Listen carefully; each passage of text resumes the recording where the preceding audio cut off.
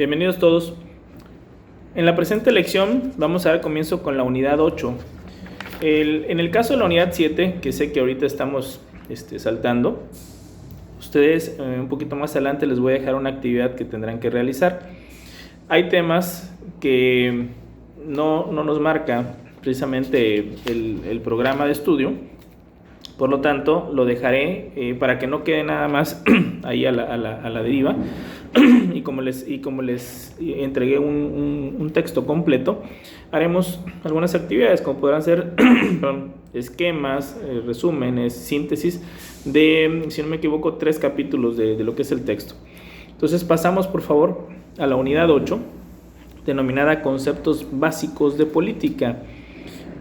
Ya en un capítulo anterior hablamos y definimos lo que es la política. Sin embargo, no se profundizaba tanto en el tema. Ahorita vamos a tener un apartado, un capítulo específico que nos va a hablar un poquito más a fondo de lo que es la política. Comenzamos con los antecedentes. La política es tan antigua como la sociedad misma. En el momento en que el hombre se constituye en grupo social, necesita de alguien que dé las órdenes para regir y estructurar a dicho grupo. Este alguien adquiere poder sobre el grupo. El poder es parte esencial de la política, luego la política nace desde la edad de piedra. ¿Cómo debemos entender esto? Recuerden que la definición que dimos en lecciones anteriores de política era que es una actividad social, y por eso se ve en sociología, una actividad social encaminada a la búsqueda del poder con la finalidad de gobernar a los demás. Y dijimos que el poder en sí no es malo y gobernar a los demás, cuando se va buscando el beneficio de la comunidad o de las personas, pues no tiene absolutamente nada malo, al contrario, ¿no? Es una gran acción de las personas que deciden dedicar su vida a eso. Por lo tanto, la política en sí no es mala. Dijimos que pueden haber políticos que ejercen mal precisamente su trabajo, que eso es otra cosa, y que quizá nosotros hayamos tenido alguna mala experiencia con diferentes políticos a lo largo de nuestra vida, pero eso no significa que la política sea mala, ni que no existan políticos buenos. Hay mucha gente que dignifica precisamente lo que es la política. Partiendo de lo que son los antecedentes, aquí nos hablan de que la política es tan añeja como el ser humano, es decir, que desde la edad de piedra el ser humano vivía bajo un esquema político. ¿Por qué? Porque en toda comunidad se necesita el liderazgo de alguien para que se tenga un orden. Ese liderazgo proviene de alguien que va a tener que dar órdenes a los demás y que los demás aceptan de manera voluntaria las órdenes de esta persona porque entienden que está generando un orden para todos y que va a ser en beneficio de ellos precisamente para la obtención de todos los satisfactores que hemos hablado desde el principio del curso. Entonces, repito, la política es tan añeja como el ser humano porque desde aquella primer sociedad, cuando hicimos el ejemplo ficticio de 2 personas que se encontraron, aquellos 2 primeros seres humanos, y que se ayudaron mutuamente para poder bajar los frutos de un árbol y poder comer, alguien tuvo que dar la orden.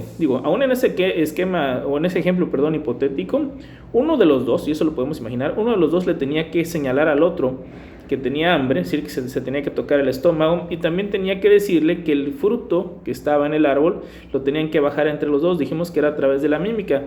Pero esa persona que toma la batuta en explicar, dar instrucciones o dar órdenes para que la comunidad, en ese caso esas 2 personas, pudieran bajar el fruto y satisfacer el hambre, entonces es el que se empieza a convertir precisamente en ese líder de una comunidad, y es el que en la actualidad nosotros llamamos político, el que asume el liderazgo, el que asume esa tarea de ayudar a los demás, y que para lo mismo adquiere el poder que le genera precisamente el liderazgo y que le otorga la misma comunidad, porque entienden que es en beneficio de todos que esta persona o este grupo de personas están realizando tareas en beneficio de todos.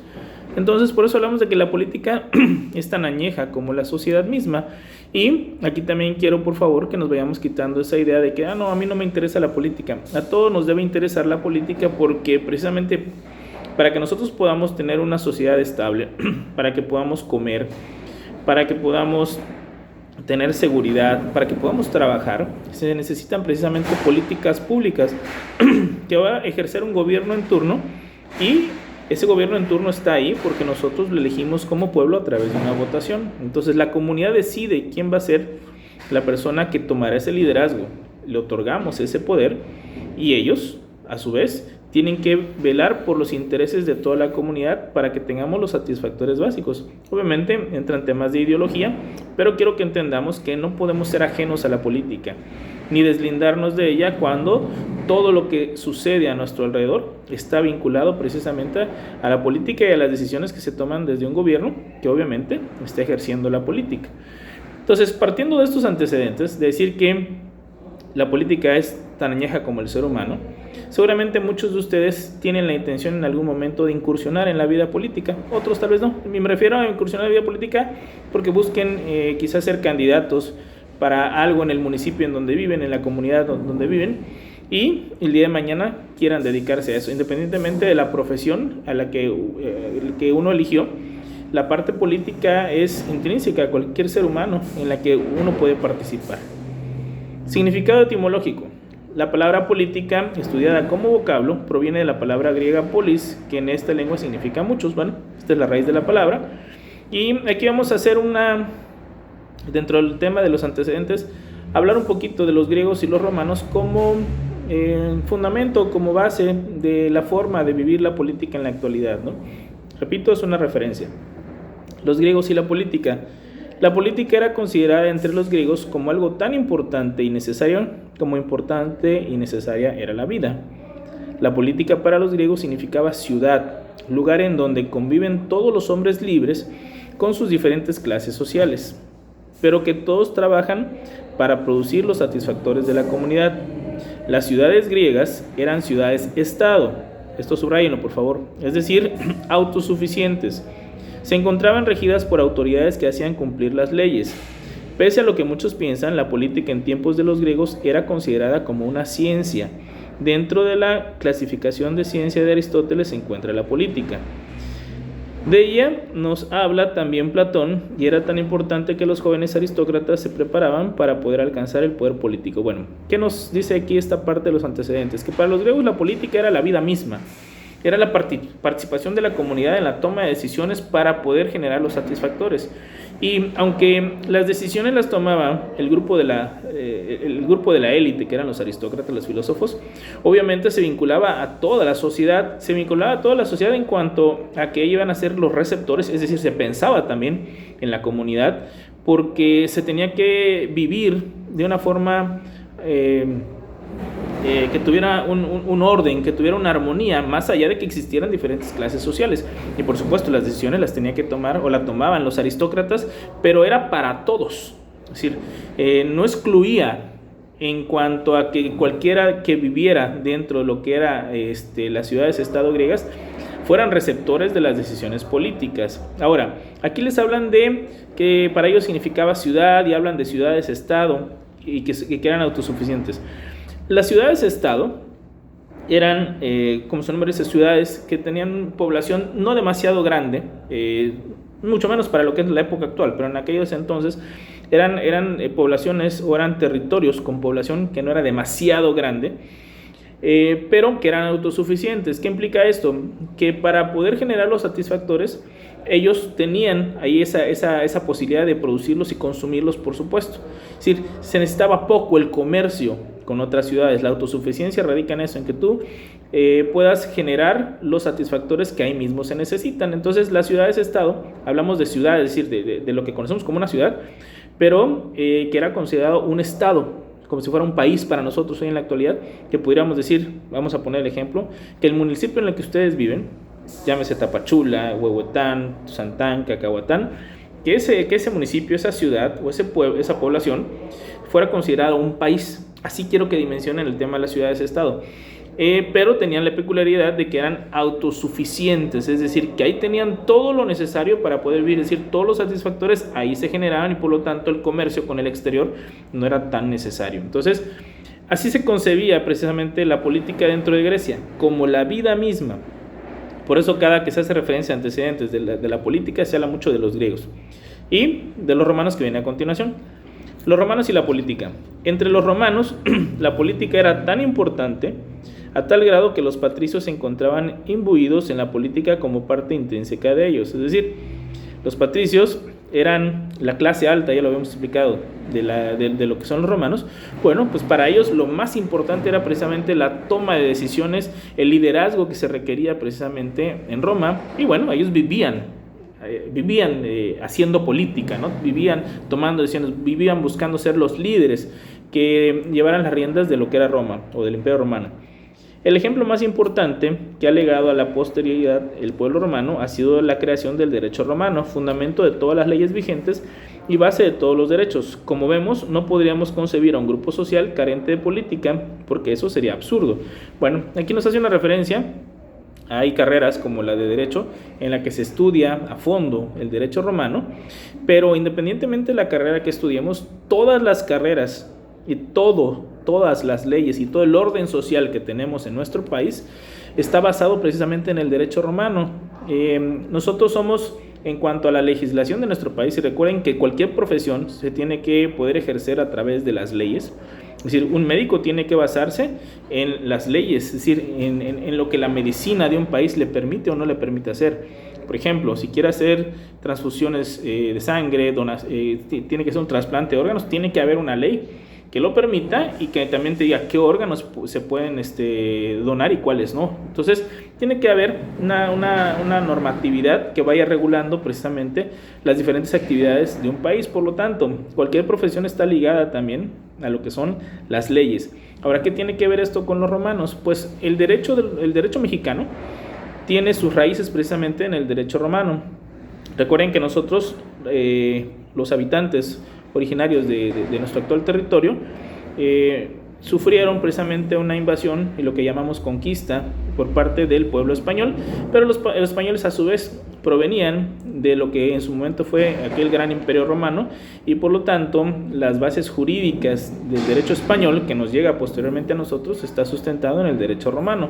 Por lo tanto, las leyes de los romanos son la cuna de las diferentes figuras jurídicas de prácticamente toda América Latina. Entonces, repito, la política, es decir, el ejercicio de estos liderazgos de la política que tenemos en nuestro país, también tiene grandes rasgos del esquema que se vivía precisamente en Roma. Por ejemplo, nosotros escuchamos hablar del Senado. Bueno, en Roma se tenía la figura también del Senado, los senadores. Se tenían diferentes figuras del derecho civil también, se tienen, diferentes figuras del derecho civil que en su momento surgen desde la época de los romanos. El hablar de la persona como tal, no el ser humano, la persona física. Entonces viene todo precisamente de lo que son los romanos. Y pues obviamente ese es el legado que dejó precisamente, que dejaron los romanos para lo que es el ejercicio de la política sustentado en las leyes, es decir, no solo en un liderazgo un liderazgo de que alguien es agradable o en un liderazgo de ser ejemplar, no, en un liderazgo sustentado también en leyes, es lo que dejan los romanos, un orden establecido en leyes respecto a lo que hace la política. Ahora, en la página 39, en la parte alta, viene ahí una reflexión, dice: hoy como ayer, cualquier grupo social se encuentra constituido por individuos que tienen diferentes voluntades, pero que de igual manera persiguen bienes comunes, y para alcanzarlos necesitan de la interrelación entre los que obedecen y los que mandan. Entre el que manda y el que obedece está el poder, parte fundamental de la política. Bueno, ¿cómo entender esto?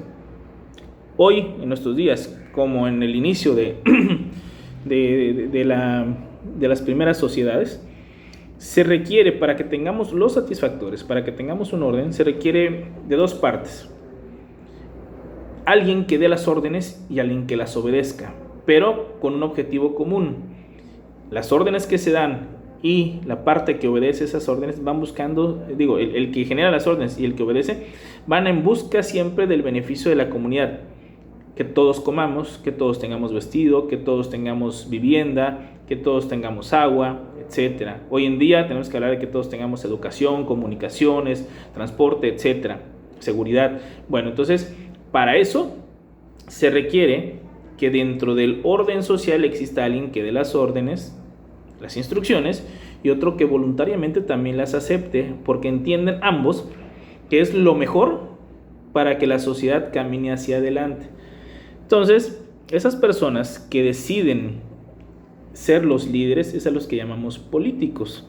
Y el pueblo es precisamente el que de manera conjunta decide quién va a ser ese líder o esos líderes, y por supuesto les da el poder de que tomen decisiones a nombre del pueblo, porque el pueblo los elige para eso, durante periodos de tiempo, ¿no? 3 años, 6 años, dependiendo de los cargos que estemos hablando.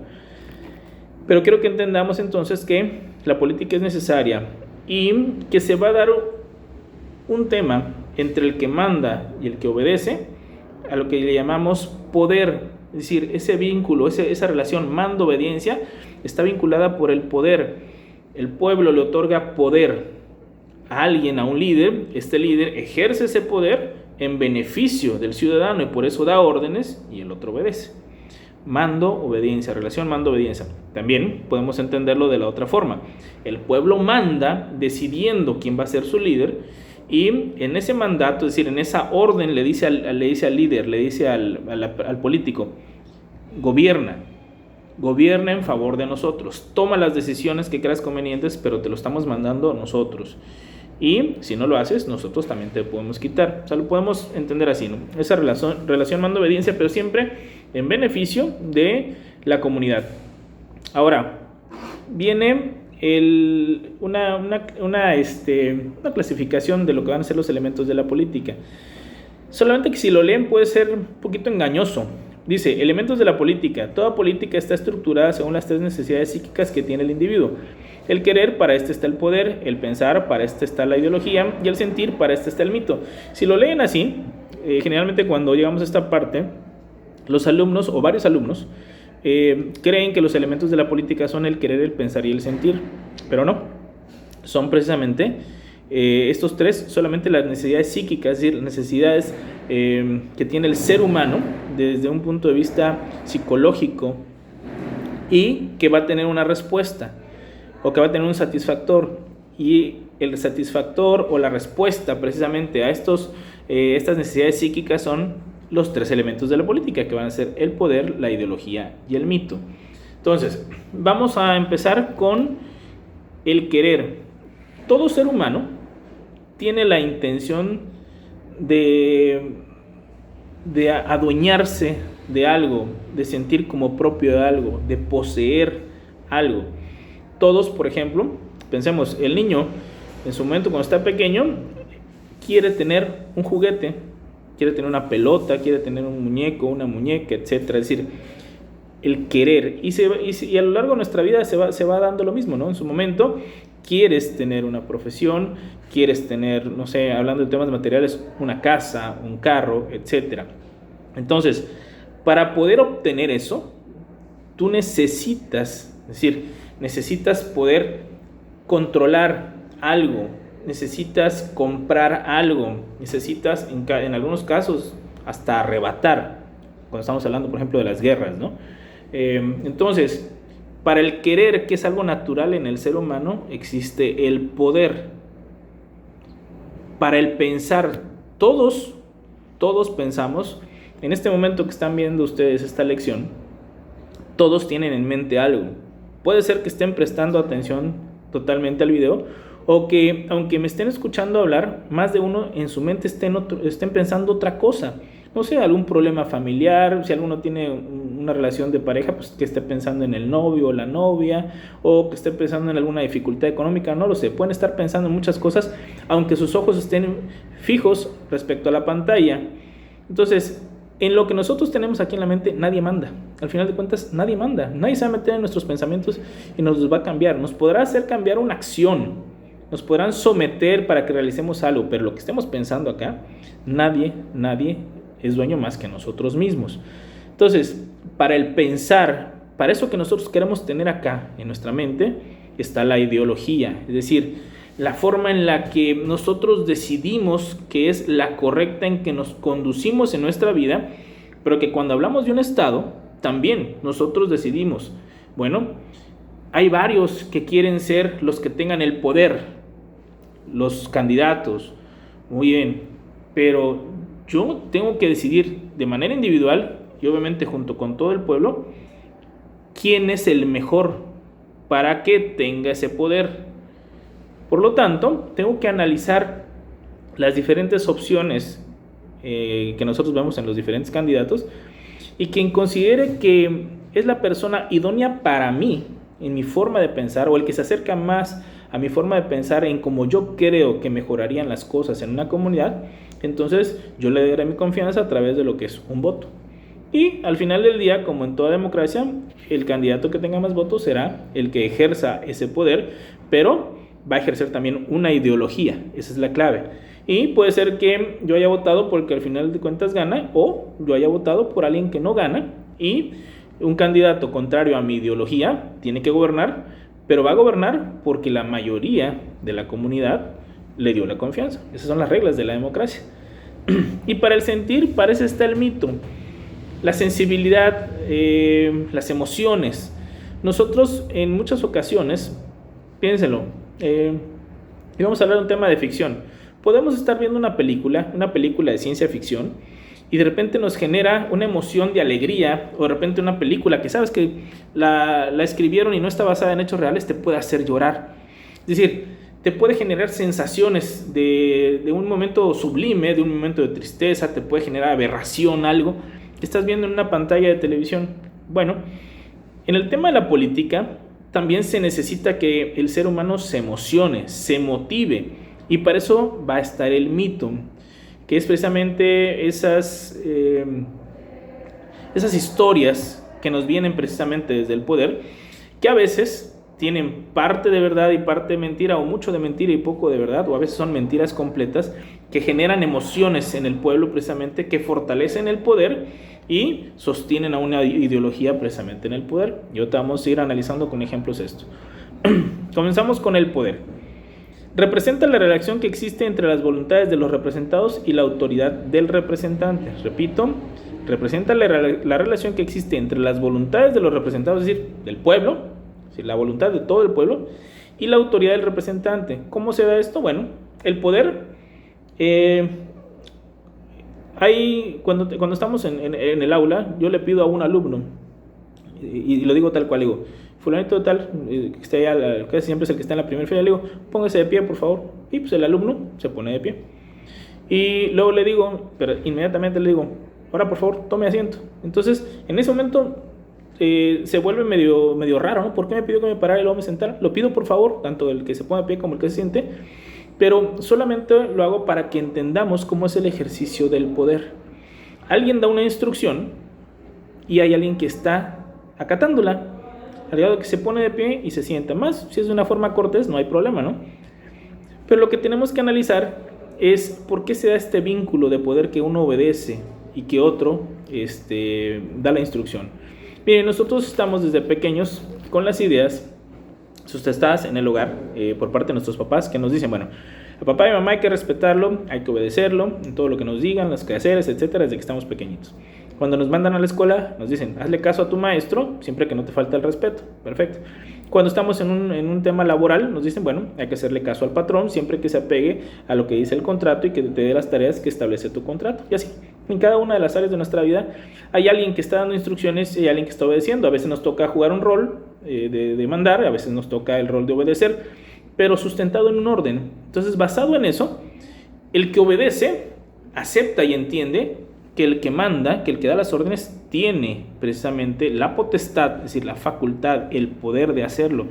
Y lo asumimos como algo normal, correcto, porque así debe ser para que exista ese orden, y en el caso social, en el caso de la sociedad, pues para que tengamos todos los satisfactores que se necesiten.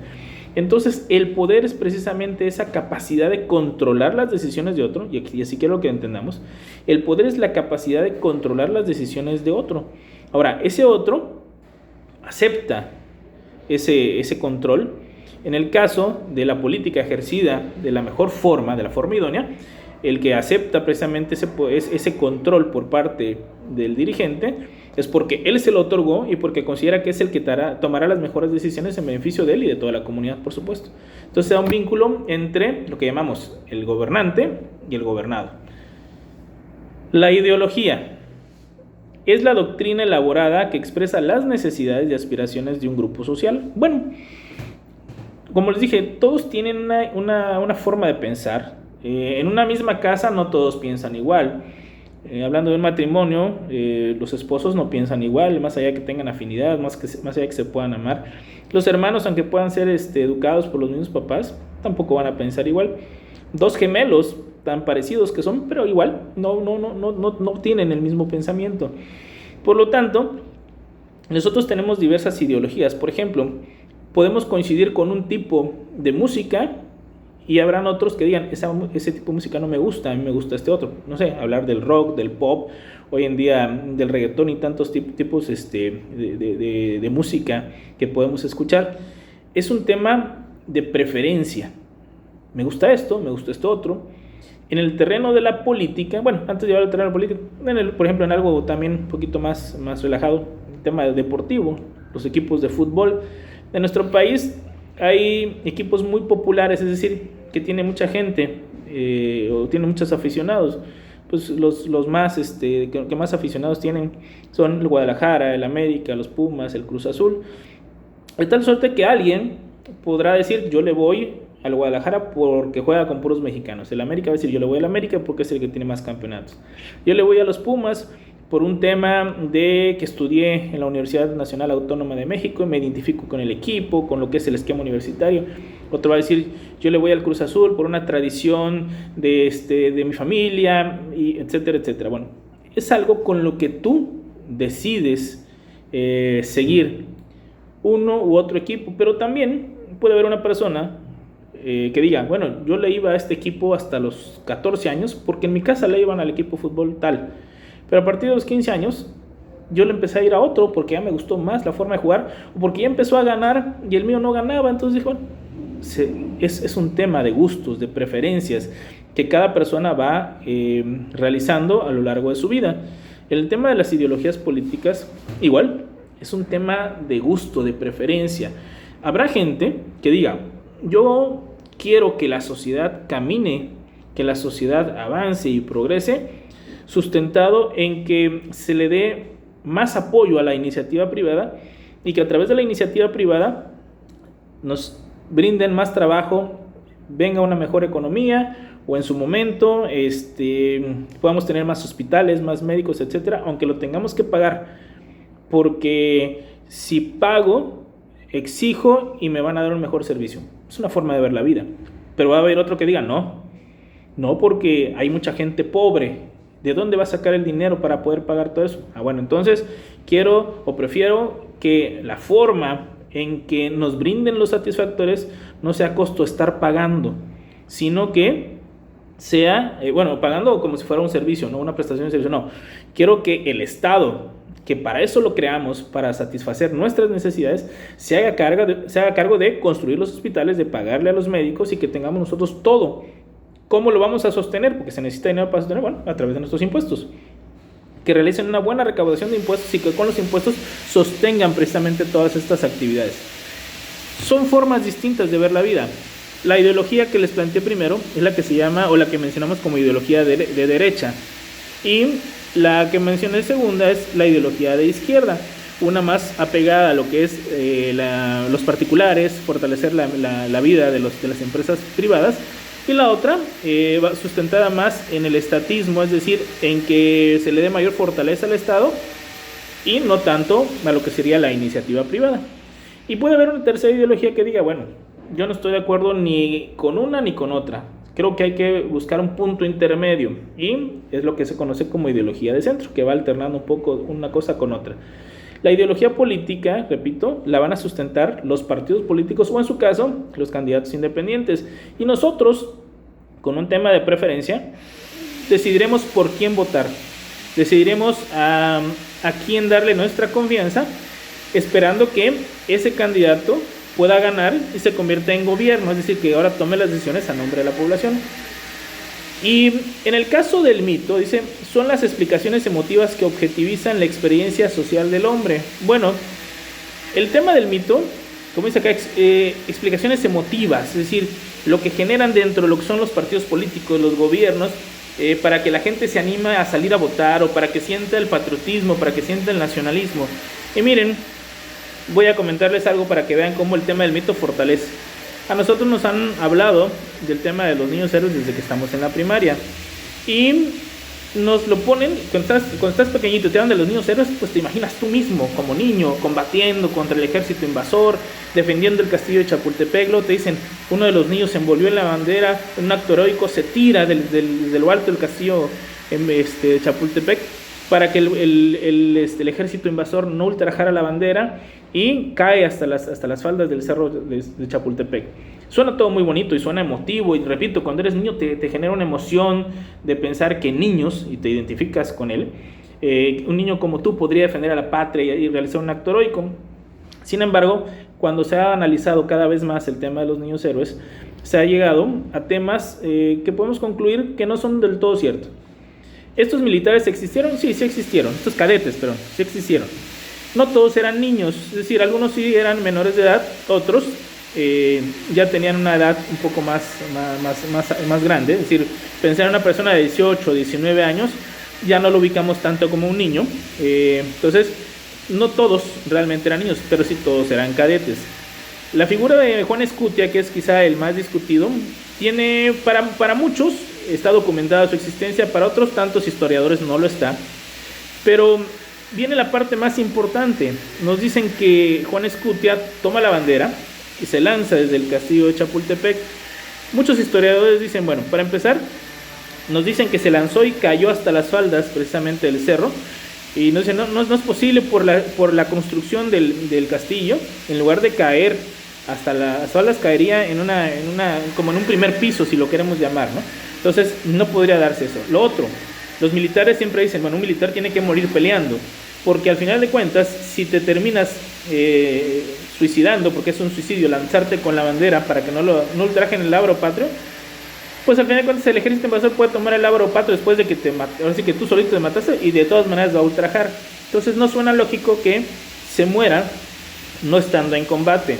Otros tantos historiadores lo que dicen es que tal vez le pegaron un balazo y él, sacando el lábaro patrio, pues terminó cayendo. Otros más dicen que se resbaló. Pero volvemos a lo mismo. ¿Por qué contarnos esta historia de que un niño se envuelve en la bandera, se tira heroicamente para que ya no sigan atacando a lo que es el colegio militar, o por lo menos para que no ultrajen el lábaro patrio? Bueno, porque te genera una parte emotiva, a ti como niño te genera un sistema de nacionalismo, pero recuerden que esa guerra la perdimos más de la mitad del territorio nacional. Entonces creo que a veces es mejor desde el gobierno contarnos temas o pasajes de la historia que nos puedan hacer sentir orgullosos, y no que nos generen una tristeza. Repito, nos hablan de la defensa del castillo de Chapultepec, defensa que al final de cuentas no fue la óptima, porque se pierde la batalla, se pierde la guerra y se pierde más de la mitad del territorio nacional. Sin embargo, nosotros seguimos hablando y conmemorando a los niños héroes del colegio de Chapultepec, cuando en la realidad hay poco que celebrar de esa guerra en sí, ¿no? Pero bueno, se quedan, o desde el poder se quedan con la parte emotiva que